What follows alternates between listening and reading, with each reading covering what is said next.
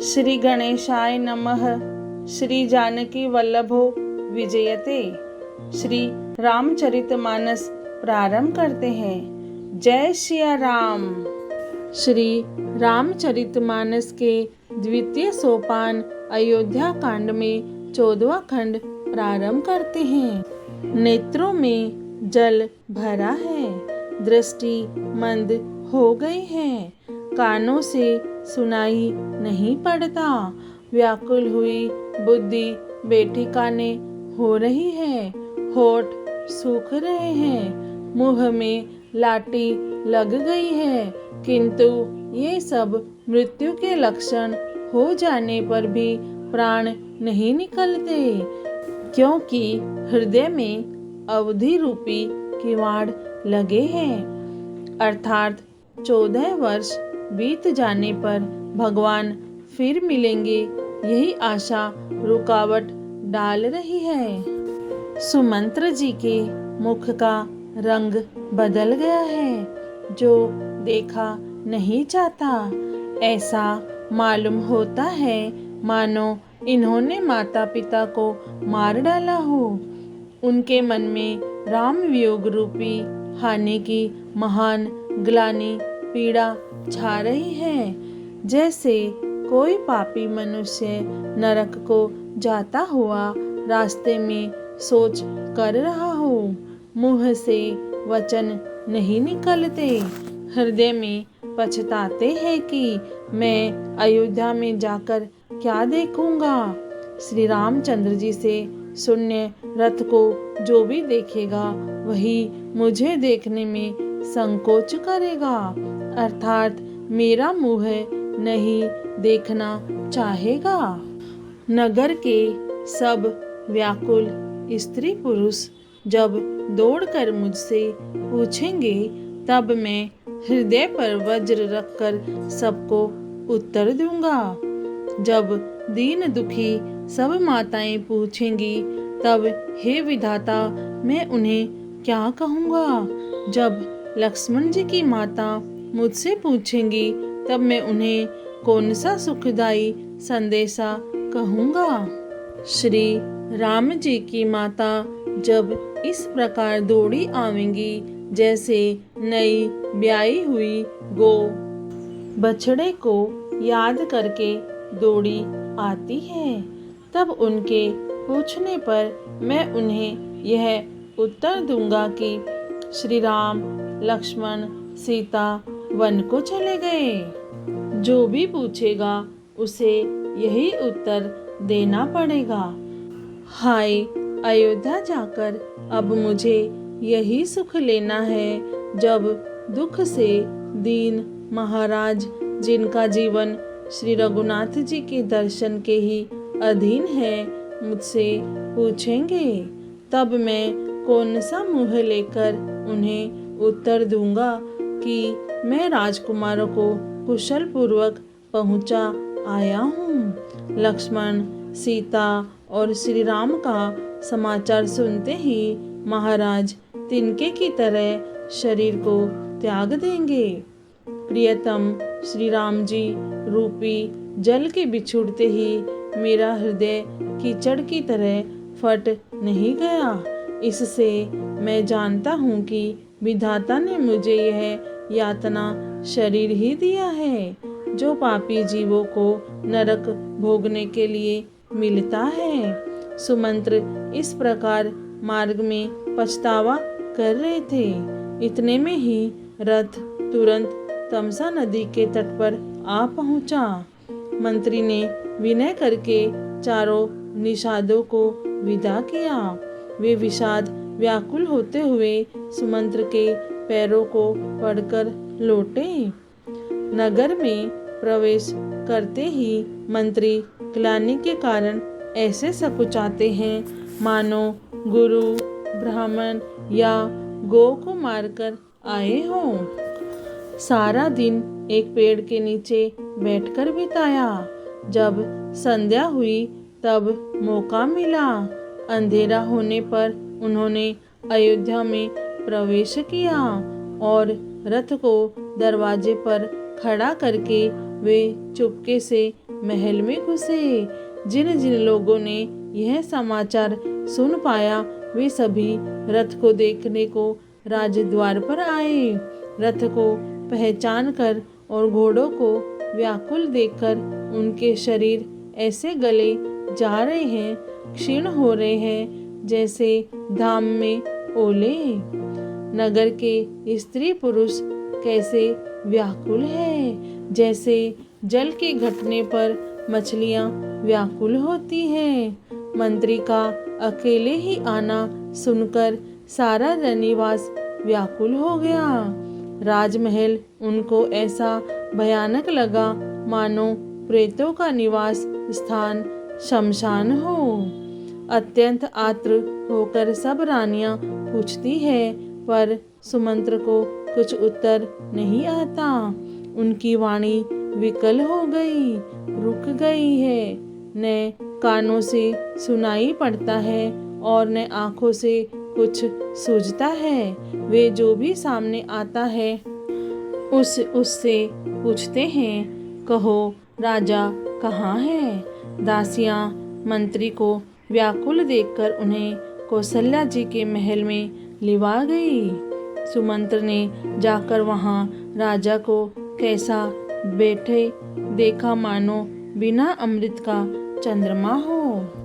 राजा आसन, शैया और आभूषणों से रहित बिल्कुल मलिन उदास पृथ्वी पर पड़े हुए हैं। वे लंबी सांसें लेकर इस प्रकार सोच करते हैं मानो राजा ययाति स्वर्ग से गिरकर सोच कर रहे हो।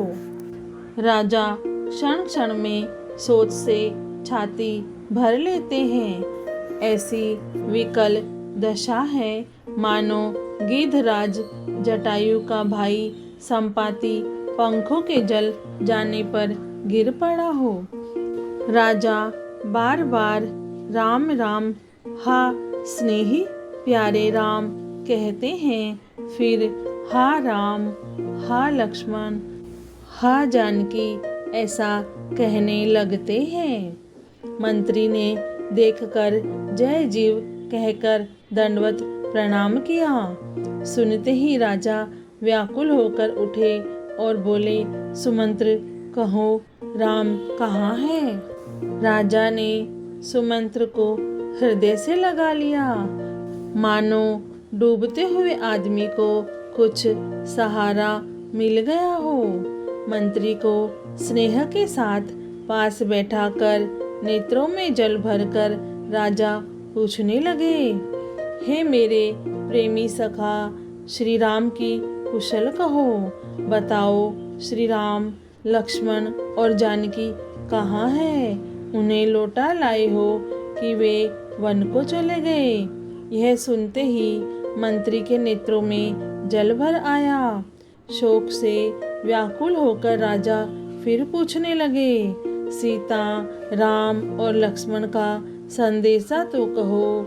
श्री रामचंद्र जी के रूप, गुण, शील, स्वभाव को याद कर करके राजा हृदय में सोच करते हैं और कहते हैं, मैंने राजा होने की बात सुनाकर वनवास दे दिया। यह सुनकर भी जिस राम के मन में हर्ष और विषाद नहीं हुआ, ऐसे पुत्र के बिछुड़ने पर भी मेरे प्राण नहीं गए, तब मेरे समान बड़ा पापी कौन होगा। हे सखा श्री राम, जानकी और लक्ष्मण जहाँ है मुझे भी वहीं पहुँचा दो, नहीं तो मैं सत्य भाव से कहता हूँ कि मेरे प्राण अब चलना ही चाहते हैं। राजा बार बार मंत्री से पूछते हैं, मेरे प्रियतम पुत्रों का संदेशा सुनाओ। हे सखा, तुम तुरंत वही उपाय करो जिससे श्री राम, लक्ष्मण और सीता को मुझे आंखों दिखा दो। मंत्री धीरज धरकर कोमल वाणी बोले, महाराज आप पंडित और ज्ञानी हैं। हे देव, आप शूरवीर तथा उत्तम धैर्यवान पुरुषों में श्रेष्ठ हैं। आपने सदा साधुओं के समाज का सेवन किया है। जन्म मरण, सुख दुख के भोग, हानि लाभ, प्यारों का मिलना बिछुड़ना, ये सब हे स्वामी काल और कर्म के अधीन रात और दिन की तरह बरबस होते रहते हैं। मूर्ख लोग सुख में हर्षित होते हैं और दुख में रोते हैं, पर धीर पुरुष अपने मन में दोनों को समान समझते हैं। हे सबके हितकारी रक्षक, आप विवेक विचार कर धीरज धरिए और शोक का परित्याग कीजिए। श्री राम जी का पहला निवास मुकाम तमसा के तट पर हुआ, दूसरा गंगा तीर पर। सीता जी सहित दोनों भाई उस दिन स्नान करके जल पीकर ही रहे। केवट निषाद राज ने बहुत सेवा की। वह रात सिंगरौर श्रृंगवेरपुर में ही बिताई। दूसरे दिन सवेरा होते ही बड़का दूध मंगवाया और उससे श्री राम लक्ष्मण ने अपने सिरों पर जटाओं के मुकुट बनाए। तब श्री रामचंद्र जी के सखा निषाद राज ने नाव मंगवाई। पहले प्रिया सीता जी को उस पर चढ़ाकर फिर रघुनाथ जी चढ़े। फिर लक्ष्मण जी ने धनुष बाण सजाकर रखे और प्रभु श्री रामचंद्र जी की आज्ञा पाकर स्वयं चढ़े। मुझे व्याकुल देखकर श्री रामचंद्र जी धीरज धरकर मधुर वचन बोले। हे तात, पिताजी से मेरा प्रणाम कहना और मेरी ओर से बार बार उनके चरण कमल पकड़ना। फिर पांव पकड़कर विनती करना कि हे पिताजी, आप मेरी चिंता न कीजिए। आपकी कृपा, अनुग्रह और पुण्य सेवन में और मार्ग में हमारा कुशल मंगल होगा। हे पिताजी, आपके अनुग्रह से मैं वन जाते हुए सब प्रकार का सुख पाऊंगा। आज्ञा का भली भांति पालन करके चरणों का दर्शन करने कुशल पूर्वक फिर लौट आऊंगा। सब माताओं के पैरों पड़ उनका समाधान करके और उनसे बहुत विनती करके तुलसीदास जी कहते हैं, तुम यही प्रयत्न करना जिससे कौशलपति पिताजी कुशल रहे। बार बार चरण कमलों को पकड़कर गुरु वशिष्ठ जी से मेरा संदेशा कहना कि वे वही उपदेश दे जिससे अवधपति पिताजी मेरा सोच न करे।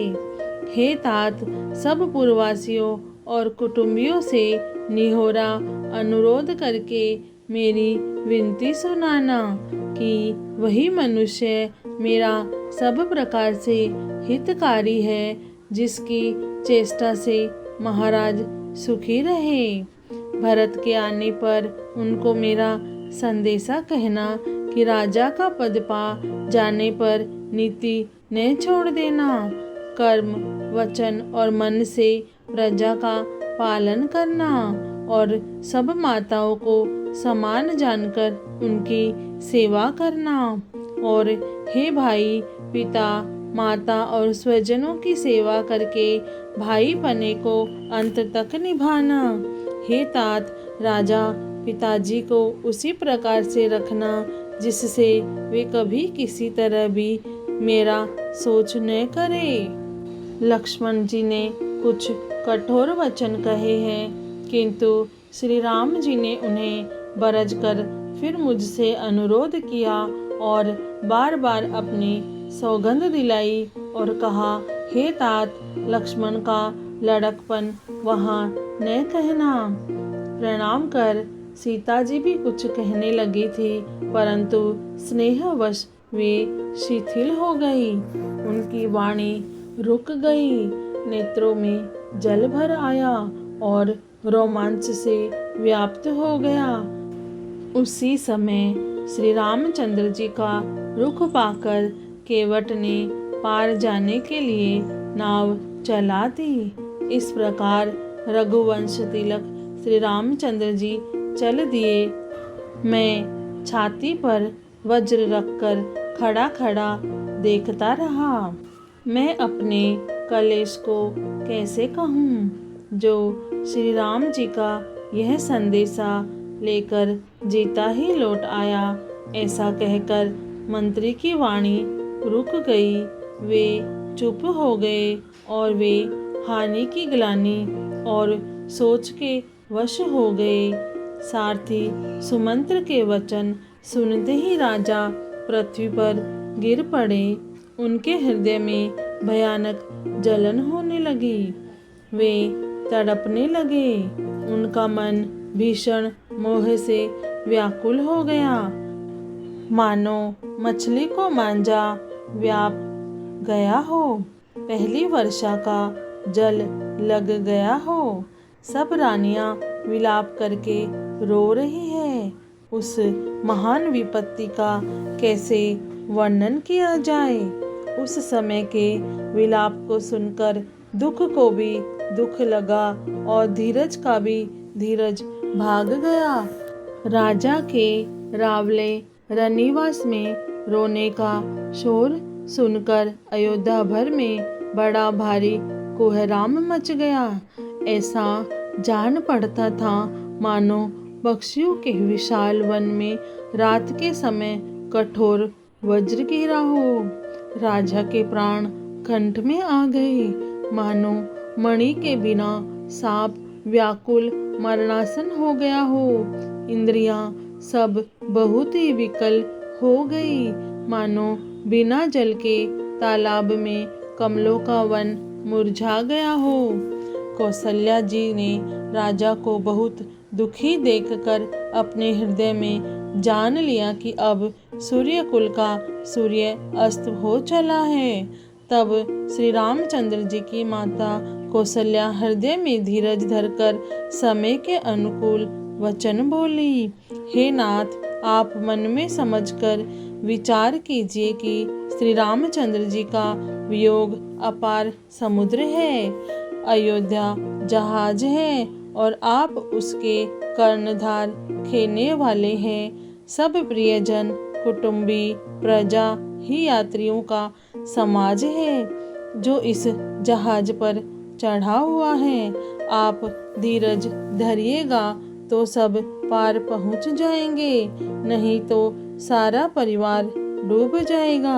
हे प्रिय स्वामी, यदि मेरी विनती हृदय में धारण कीजिएगा तो श्री राम लक्ष्मण सीता फिर आ मिलेंगे। प्रिया पत्नी कौशल्या के कोमल वचन सुनते हुए राजा ने आंखें खोलकर देखा, मानो तड़पती हुई दीन मछली पर कोई शीतल जल छिड़क रहा हो।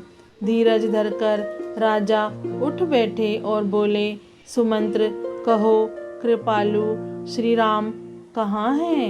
लक्ष्मण कहाँ हैं? स्नेही राम कहाँ हैं? और मेरी प्यारी बहू जानकी कहाँ है?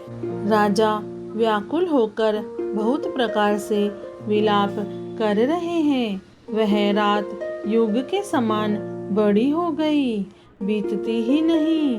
राजा को अंधे तपस्वी श्रवण कुमार के पिता के शाप की याद आ गई। उन्होंने सब कथा कौशल्या को कह सुनाई। उस इतिहास का वर्णन करते करते राजा व्याकुल हो गए और कहने लगे कि श्री राम के बिना जीने की आशा को धिक्कार है। मैं उस शरीर को रखकर क्या करूँगा जिसने मेरा प्रेम का प्रण नहीं निभाया। हाँ, रघुकुल को आनंद देने वाले मेरे प्राण प्यारे राम, तुम्हारे बिना जीते हुए मुझे बहुत दिन बीत गए हैं। हाँ जानकी, लक्ष्मण, हाँ रघुवीर, हाँ पिता के चित्त रूपी चातक के हित करने वाले मेघ। राम राम कहकर फिर राम कहकर फिर राम राम कहकर और फिर राम कहकर राजा श्री राम के विरह में शरीर त्याग कर सुरलोक को सिधार गए। जीने और मरने का फल तो दशरथ जी ने ही पाया, जिनका निर्मल यश अनेकों ब्रह्मांडों में छा गया। जीते जी तो श्री रामचंद्र जी के चंद्रमा के समान मुख को देखा और श्री राम के विरह को निमित्त बनाकर अपना मरण सुधार लिया। श्री रामचरितमानस के द्वितीय सोपान अयोध्या कांड में 14वां खंड पूर्ण हुआ। जय श्री राम, जय सिया राम।